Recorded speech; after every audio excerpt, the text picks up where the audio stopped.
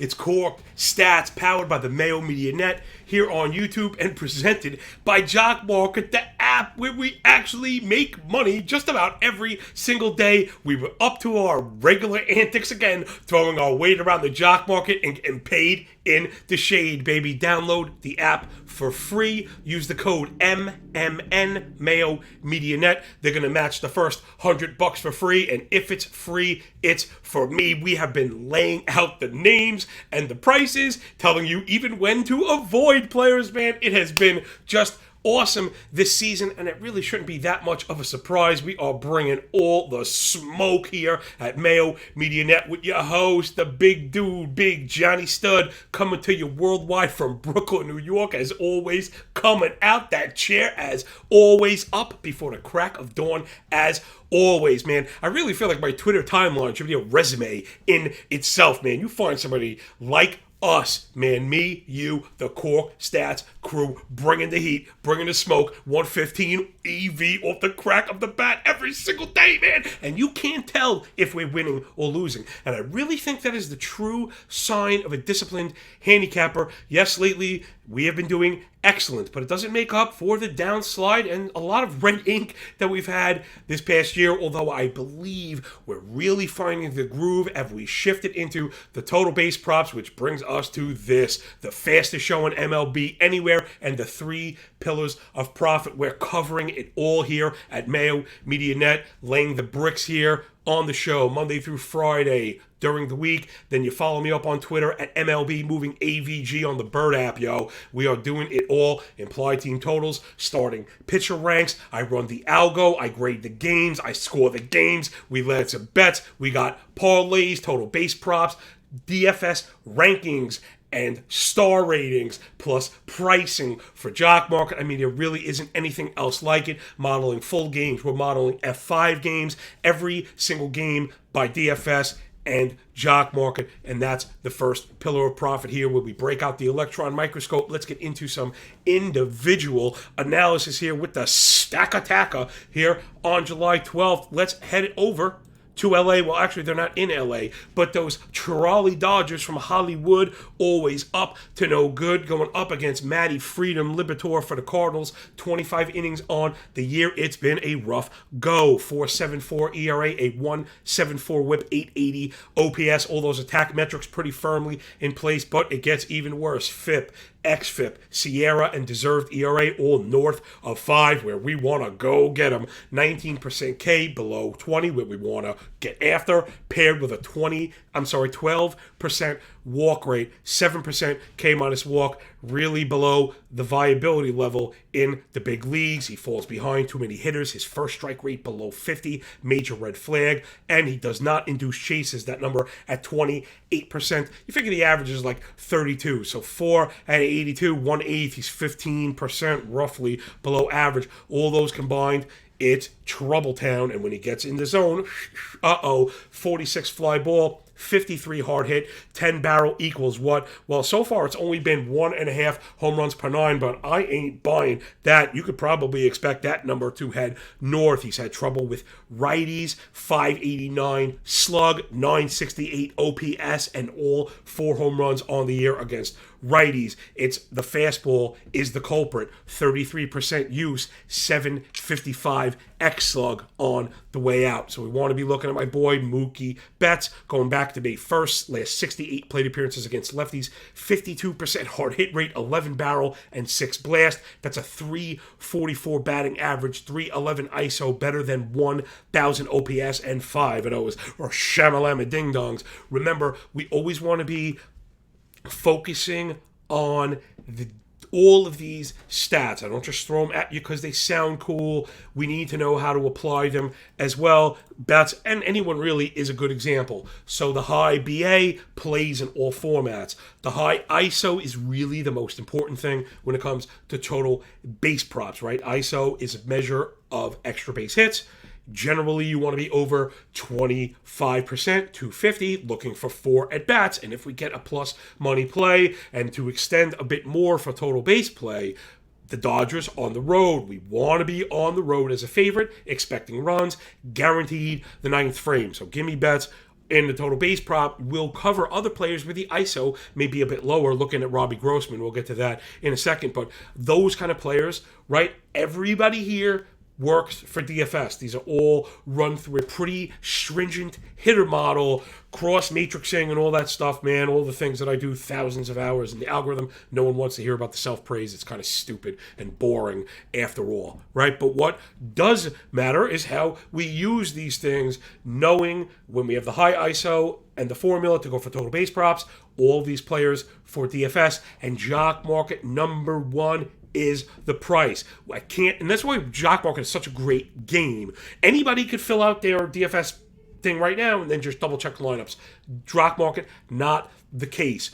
We want Mookie Betts, but only up to a certain point. I generally draw the line at elite players at that 6 level. I really don't like to go above that, to be honest. I really don't even like to go above 6 because generally we have a ton of players identified on the Patreon sheet, which again, it's don't let Patreon, it's Featreon for you and Metreon, you know, and if you appreciate it, just tag Patty Mayo anywhere on Twitter, on YouTube, get in the comments, let him know, Patty, thank you for letting loose the Tasmanian devil on the world. Blah, blah, blah, blah, blah. Well, you know what?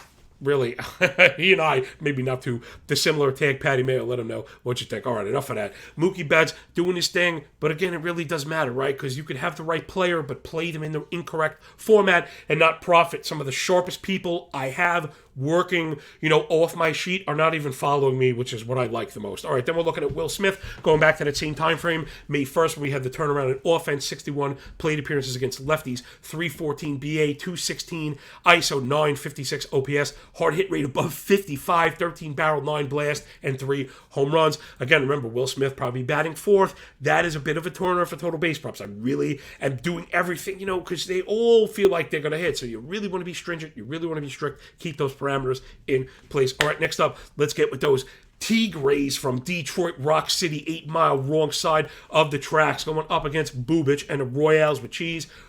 Chris Bubich, 6.84 ERA, 1.87 WHIP. Yikes, 896 OPS on the year. The Sierra at 5.25, deserved ERA over 6. 18% K to 14% walk. Both of those are a major problem. Put it together, and what do you got? Bibbity bobbity boo, yikes. 52 first strike, 25 O swing, right? There's that combination of stats that just don't work together. Remember, when I'm kind of going through these things, I have these stats compartmentalized in a way that I like to read them because I feel like that's the best way to explain the story. If you're familiar with my work, I put all this stuff out as far as fantasy, and then I also put out the pitching sheet, again, thanks Patty Mayo, every single day. It's free on Twitter and on Patreon, and you see why you want to basket these things. Pitching is very hard to understand because stats overlap and need to work in accordance, right? Discipline, swing and miss really matters. Then elevation, is it lifted? Then batted ball quality. These things kind of work off each other a bit of behind the scenes with my analysis. All right, back to Chris Bubich and how bad he's been. Once I get the bat on the ball, major issues. 48 hard hit, expected WOBA north of 400 on the season. That is really one of the first places to look when you're going after a pitcher. 301 batting average allowed on the season and a 7.77 ERA at home. Ding, ding, ding, ding, ding, ding. No jackpot for him.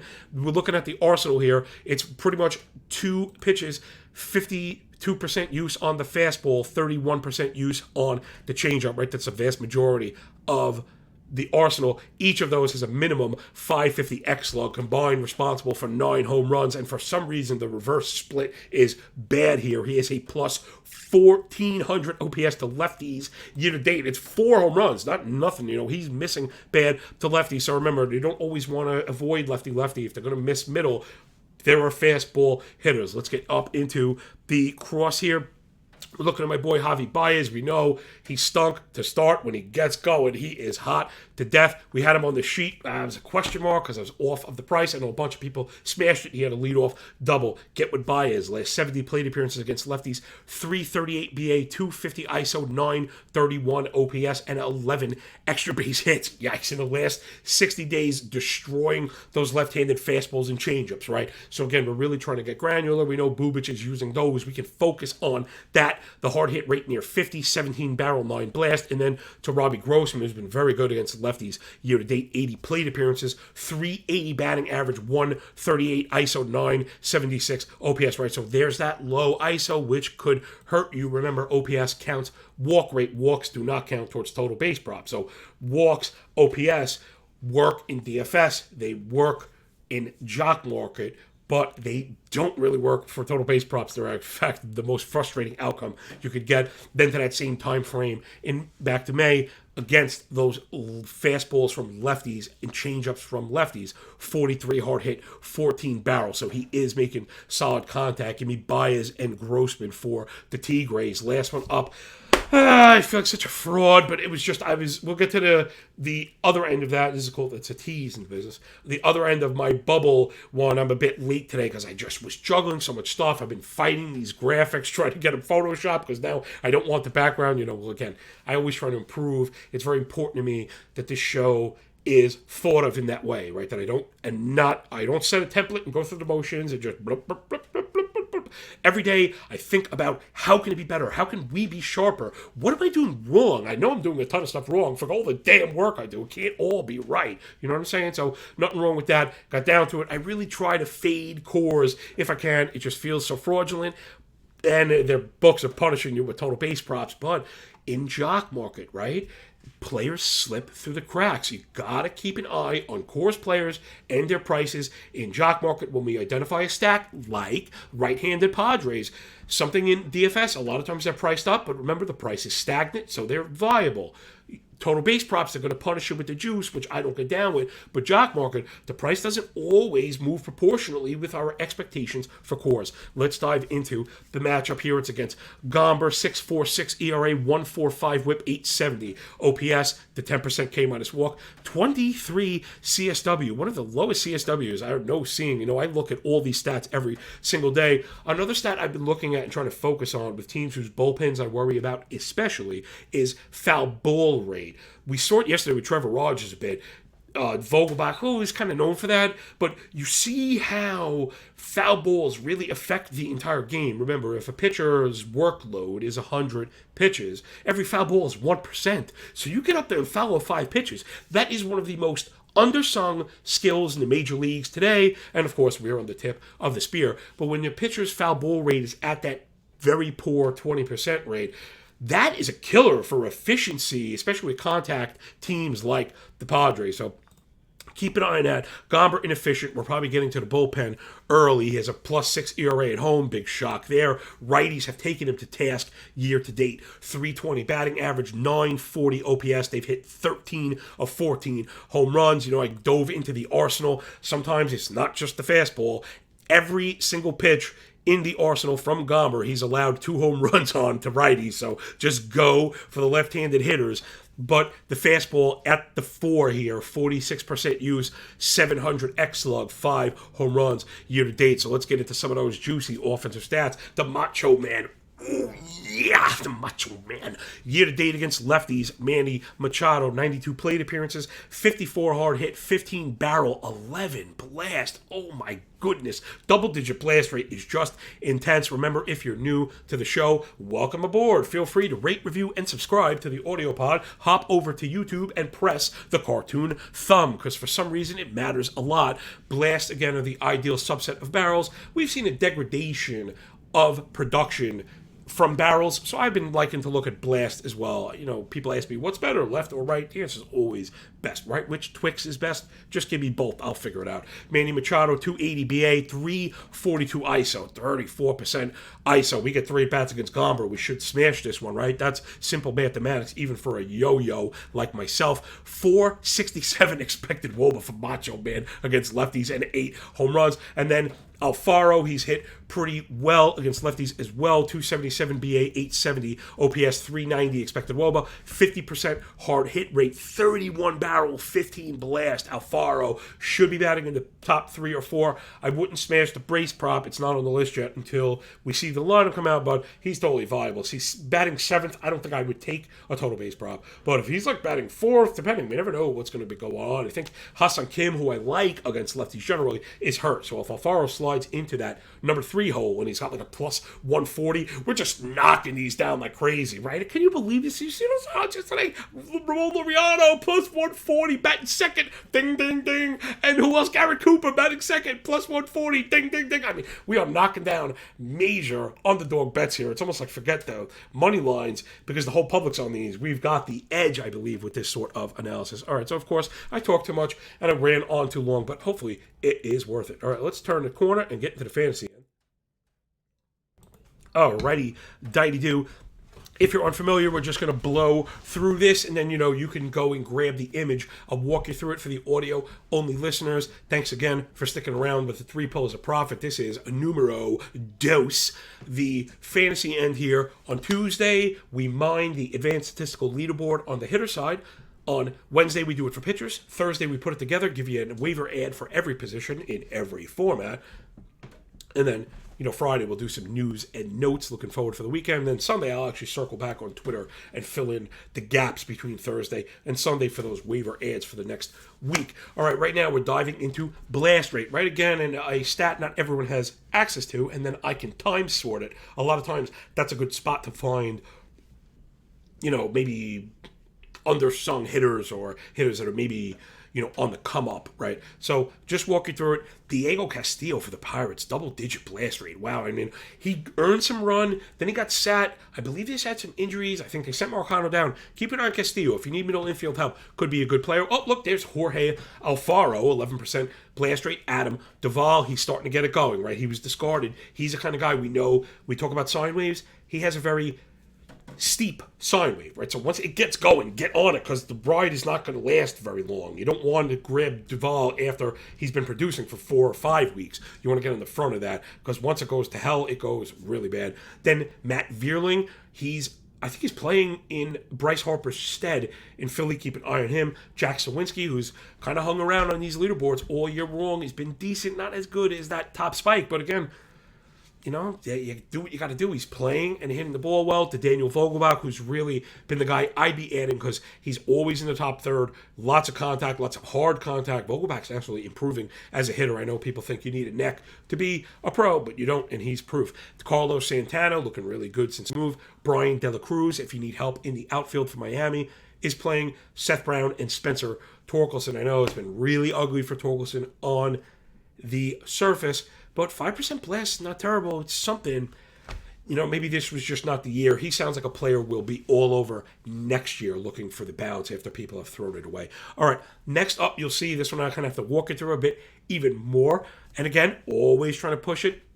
Hitting stats can be difficult because, right, they're all hitting. You could use discipline stuff, but it's not fantasy relevant. Best K- walk, the highest walk rates. It stuff doesn't matter. Nobody cares. It really doesn't matter. So then I was just using xwOBA, which is okay, but you get a lot of overlap. So what this is, these are hitters inside the top 110. So if you even need to figure 100, last 30 days. The difference in WOBA and xwOBA, right? The difference, negative difference. So we're looking for players that have underperformed the outputs. Right, so the hitters that should have done a lot better, that maybe you're not getting the credit they deserved, and maybe if this continues, we'll see production, right? So you see how we can kind of try and use the 5 minutes we have here to apply it and actually get somewhere. So right at the top of the list, Brian De La Cruz, man, 113 points. Think about it. I just exposed myself that this is missing a critical element, right? You could have a huge difference, but the numbers still be terrible. Miles Straw, who I liked, was on this list, but I couldn't put him on it because even with his difference, the WOBA and xwOBA were like 290, right? So you can see how an 85-point difference is huge, but not if it's 210 and 290. We don't care about that. De La Cruz is not. So these players are all viable. I did run a quick filter in case. So Brian De La Cruz, 100-point disparity between expected and output. Get with that, Sean Murphy, catcher for the Oakland A's, is starting to get it together. He's a good hitter. He was very bad to start. I like Sean Murphy. I think he's 12-team viable. Jarren Duran for the Red Sox, who is getting better seemingly every single week. Spencer Torkelson, who we just mentioned, right? So there's a little bit of that. Maybe Torkelson is on the come up. You could buy him for almost nothing, I would think, if he's not already available. David Peralta on the Diamondbacks. Cal Raleigh, another catcher who I think is viable in 12 and 10-team leagues. Matt Vierling, again, there's Vierling. So if you're really desperate for outfielders, I think De La Cruz and Vierling are pretty good band-aids. I don't know if you're going to get a stick on either one of them, but sometimes that's what it is. Just bridging the gap with guys that are looking good in the time being while you kind of spackle. I'm going to take one that's DVR, my boy over at The Athletic, Derek Van Riper. If you're not following him, don't follow me. Call it roster spackle, and I love it because I have a construction background. I was a commercial electrician, so I just love that. Wrap it up with Seth Brown and Mike Moustakas. Infinitely frustrating, the Moose, but hey man, such is life. But to give you an idea, so we're doing that today. Tomorrow, we'll do the pitcher side. I like to look at whiff rate and then xWOBA, but pitching it works even better because whiff rate is before contact and then expected WOBA is after contact. Really gives you an idea of if somebody excels on both sides, it's like, wow, go get them. Expected WOBA and WOBA are good stats. They incorporate exit velocity, launch angle with on-base percentage and sprint speed. It's the best amalgamated stat, but no one stat is going to stand on its own. All right, let's round third and see if we could score this rock. Everybody, excuse me 1 second. I'm working on this cough button, man. I've been trying to fade. I was a content consumer first, right? So I was an addict. Content consumer, because again, I just always want to get better, so I try and find the best at their trade and see what they're doing. And that stuff used to just kill me, slurping and sneezing and coughing. But like, man, I got young kids. I live across the street from a creek in Brooklyn. We got pollen and stuff blown in. Like my car is covered in green stuff all summer long, no matter if you get a car wash. If you know about that, get in the comments. Let me know how frustrating it is. Just the worst, man. Oh my God, it's so frustrating. Let's wrap this bad boy up with the first look. So audio only listeners, holla if you hear me, I got your back. Let's start with the total base props. I think that's the easiest way, and then we could do a little bit of analysis on the way out. Mookie Betts for some reason is at 105. Mookie Betts leading off every single day in a great spot. Should not be 105. This is going to be minus 130 once people realize what's going on. Although we have been quite the market makers, regardless of the year-to-date output, which has not been great. But also, I've had a couple people ask. I should have the tally at the break. What a disaster for me. I've always been very transparent, and every bet we've posted is still open sourced on Patreon, so you can go check it. I paid somebody to do third-party accounting, so I didn't have to do it myself. And they took my money and ran. And I left and I'm behind. So the break, All-Star break, is the first chance I get. My wife's going to kill me because I had to shorten our trip. But that's how much this means to me. It really does. It means a lot to me. So I'm shortening my own trip out of state to take a day, and I'm going to do the whole thing. That was the apprentice thing I mentioned. I really need help.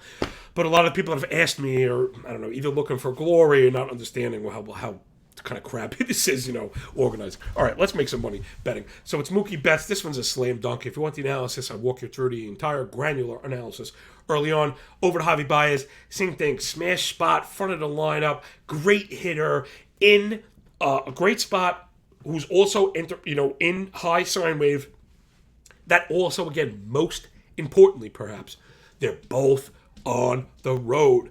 Guarantee yourself that ninth frame. It is very, very, very important. Now, I wouldn't say that you must have a road player, because I guess, remember, always calculus, never just guessing. If the implied team total is there, I guess it's okay, but that's generally my beef. If we have an identification for a good matchup, we're probably expecting to score, right? That's intuitive. And if you're expecting to score, there's a chance you're going to win. And if you're ahead in the ninth inning, you're not getting that at bat. And if you got walked or singles, yesterday we almost got gypped on Laureano. That was a single. That was a single. That was not an error. It was a tough play. He's fast as hell. That Smith was not making that play, and it was an error. In fact, I should go check, and I'm curious if they do score corrections, how that plays out. Anyway, again, the plate appearances are just at the center of this, right? It's the most important thing is the opportunity. There's nothing more important, so don't shortchange that when you're doing the calculus. And again, that would be the one thing worth going for, minus odds for. The only thing worth going for is the extra plate appearance. And here, Mookie Betts, Javi Baez. I think we're going to get both of these. So, and then we're going to go Detroit, KC. That was a tease where I mentioned at the open, right? So we covered Bubic and how we like the Detroit bats reflected in our stack attack and in the total base prop. The other side of this was where I didn't know if I want to go off the Gomber and be a fraud starting hitters, of course. I'm a sick analyst. Here's my advice. Play hitters in Coors Field. Sick, right? That's I'd really rather fade cores, but sometimes, like, they're going to do what they're going to do. Now, again, the total base props are insane. Machado's at 2.5 bases. I'm not doing that, right? So again, application. These bats viable in DFS, definitely viable in jock market if the price is at 550 or below. All right, but the other side of that was I was thinking about going after Bo Brisky for Detroit Tigers up against Kansas City, 4.16 ERA, 1.22 WHIP, 7.04 OPS. Yeah, and you're like, those are generally not our attack metrics, right?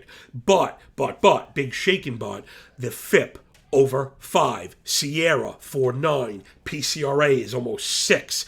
K rate 16, walk rate to 7. So that K rate at 8, swinging strike rate at 8, CSW 22, whiff rate 18, right? So just extremely low swing and miss stuff. The disciplinary basket is very weak. The foul ball rate, which I mentioned, up over 21, could get us a shot at the Detroit bullpen, which is never a bad thing. He puts the ball in the air. 43 fly ball, 41 hard hit, 11 barrel. You could see why I wanted to get at it. Kansas City righties have a better, righties on the year have a better than 800 OPS, 350 WOBA against Brisky. He was also very good his last time out, which is funny. Some people think like they look for continuation in perpetuity when I look for reversals. And that's just a trading strategy, right? I generally don't look to buy high. Now, it's not to say you can't. Buying high is a legitimate strategy. Don't let anyone tell you it isn't. It's called a breakout. If you view things in rectangular patterns like I do, I believe things that are low go up and things that are up go down. There are breakouts. Things that are high break out and meet the next rectangle. That's how I like to view these things. So, again, different applications. I don't try not to always make it like I'm right. I'm not right and you're wrong. Maybe we just do things a little bit differently. But to what really matters here is we've got two sides screaming, and I'm looking at it, and I kind of think I might have made a mistake here. I do have the 09 plus 100, which I ended up going full game because of the foul ball rates. And I wanted to eat in the 6th inning. I had a feeling this is going to be one of those. Initially, I had this jumping off the pages of F5, 4.5, and I think the bullpen stats are pretty good. So, okay, again, I think I'm going to back the full game. I meant to switch this. So, man, I don't want to be flip-flopping in. That's just how this is. Things are going to change. Weather's going to change. Lineups are going to be different. So you got to follow us on Twitter and on Patreon. All that good stuff. All right, enough of that. Detroit KC, it's posted, so I'm going to go with it. 09 at plus 100. We love the plus odds in a good spot. I also like the fact we're at 09 and could get kind of the split. Remember, this one has the 4-4 rule, right? So if this one gets the 4-4, that's an outcome where we also are good. So I kind of like that. I have a feeling this one's going to be 9.5 by game time, F505 as well. And then Mookie Betts, Javi Baez, total bases. Don't forget the stack attacker, and that will do it from us here, the lovely ladies and gentlemen here at the Mayo Media Net, bringing you the fastest show in MLB absolutely, totally anywhere, and you can pretty much take that one to the bank. Good luck trying to call me on that one, man. That ain't happening. We may lose bets, but nobody brings the heat, nobody brings the smoke, nobody brings the passion and the energy and the love and the context and the nuance. Blah, blah, blah, blah, blah, blah. Listen, that's what it is, baby. That's what it is. Because this business will tend to beat you down. And that's why I always try and make sure that I'm not like when things are great, oh my God, look at me, I'm amazing. I'm always really trying to I always try and talk about my losses even when I'm winning. And that way, when it's time for the losses, you just don't come across as inconsistent, right? Baseball is almost this an environment of infinite opportunities. So a lot of times staying within yourself really becomes at the crux of it, right? You got to stay in the game. That's why I always preach discipline. And that's why you see our bets are always in decimals, because daily a lot of risk is tied to units. But in my world, a unit is a percent of your total stack. So 100 units is a finite number, meaning 100 units, I'm out of business. The lights go off. The kids start to get hungry. So we can't be, I bet 8 units. This guy's up 4,000 units. He bet 25 units today. He bet 13 units on a single game. Well, guess what? You want to have an honest conversation about the road to ruin. You're not tying units to percentage gain. And that's why our gains and profits always look so slight. Listen, that's just what it is. Again, you want handbags and, things I don't own. You got to find somebody else. I'm too real for this, man. I just don't want to get called that. I'm too old. I don't want to hear it. So that'll do it. We love you so very, very much. And if we didn't, we wouldn't be putting this out every single day. Please rate, review, and subscribe to the audio-only pod. Make sure you hit that cartoon thumb, man. Likes mean so much. Get up in the comments. I try and answer everybody every single day. You know, you take your time out to reach out to me. I'm so busy, but I really do try to reach back out to you because that connection is real. And I think in order for this to grow the way it needs to, I think those relationships are what need to be kind of garnered in order to flourish. And I think people see that and pick up on it, even the interactions between other listeners. So thanks so much. We're right up against the half-hour point. Gosh, this show's getting long every day. I'm going to get fired for this. All right, love yous all. Catches on the flip side. Enjoy the games. Enjoy your day. When we're done with the book, enjoy that pay, homies. All right, catches on the flip side. Remember, when you work this hard, it feels a lot less like luck. See you in the jock market. Yo, download the app. Peace.